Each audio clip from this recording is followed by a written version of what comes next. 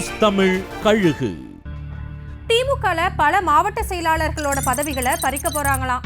தேர்தல் வேலைகள்ல சுணக்கம் காட்டுறத காரணம் காட்டி கல்தா கொடுக்க போறதா சொல்லிக்கிறாங்க.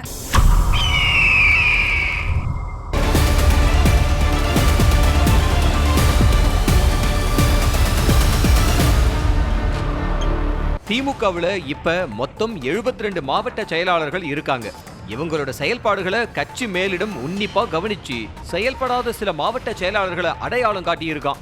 திமுக தலைவர் தானே நடத்தின உடன்பிறப்பே வா நிகழ்ச்சி மூலமாகவும் நிர்வாகிகள் சொன்ன குற்றச்சாட்டுகளை அடிப்படையா வச்சு சில மாவட்ட செயலாளர்களை தூக்க முடிவெடுத்திருக்கிறாராம்.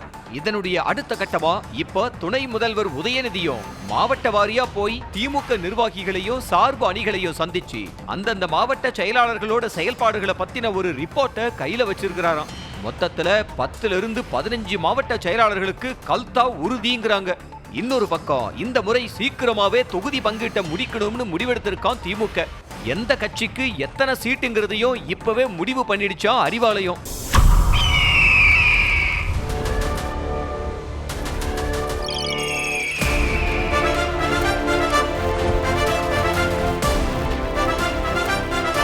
நியூஸ் தமிழ் கழுகு.